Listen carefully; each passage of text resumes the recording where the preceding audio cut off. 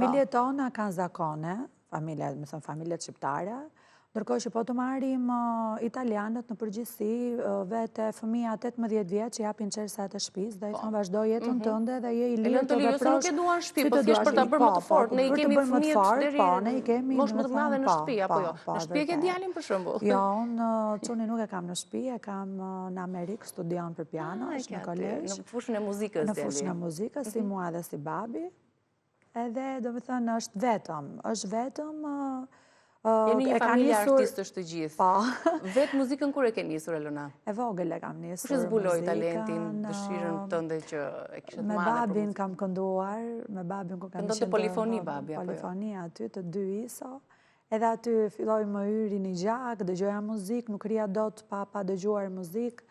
Ka qenë pjesë e jetës time e lidhur.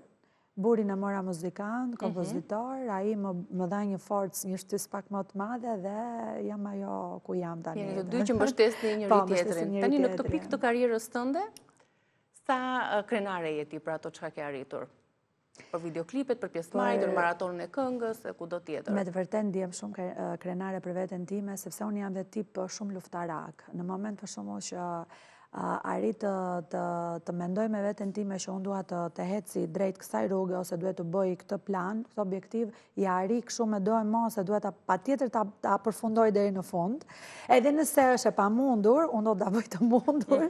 Edhe për këtë ndjem nga familja jote, nga ndjem krenare për këtë gjë.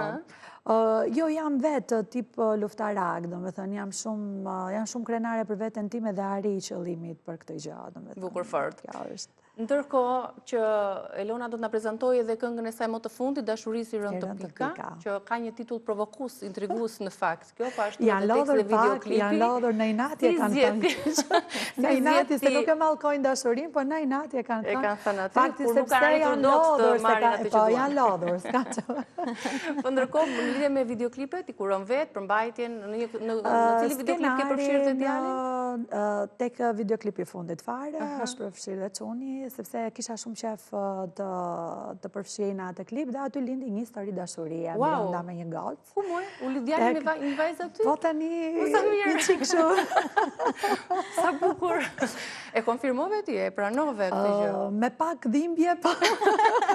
Tani çfarë theti, të shmudesh mua që shmudesh mua, po doja patjetër ta shikoja të lumtur.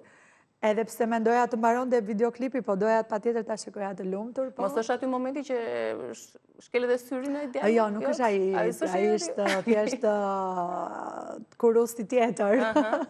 Po mirë, shumë bukur, gjëra të bukura. Gjëra të bukura, me vërtet. Jo, jam ndier mirë, sepse e futa pjesë në klip, nuk e kisha bërë ndonjëherë në klipet e tjera. E të doli qift. Edhe doli qift. Disa momente nga paraqitjet e Elonës, sepse nuk e kisha vënë re që kam një tryez kaq të bukur, një brun edhe një bjonde. Tani do bëhemi gati për pak disa nga momentet, edhe nga klipi, por edhe nga prezantimet e Elonës, sepse tani do të na japi mundësi që të prezantojmë dhe në studion ton këngën e fundit, Dashurisë i rënë të pika. Hami Bona, ti ke dëshirë të këndosh? Unë kam dëshirë të duaj trokas, kështu. Patjetër. Do të bëj dhe kafen të preferuar? Në fakt, me shumë kënaqësi do pranoja një kafe në shtëpinë tënde, Niki. Mokadorin e kemi gati, do nga unë, apo Elona bëhesh gati për këngën. Ndërkohë, dhe regjia gjithashtu, ne të dyja do të shijojmë performancën e Elonës dhe do të na bëj gati kafen, stafin, apo e do nga unë. Le të filloj kënga fillimisht dhe falenderoj shumë që ishit në Reze Dielli. Ju uroj një ditë të bukur. Dashurisë i rënë të pika nga Elona Cenaj.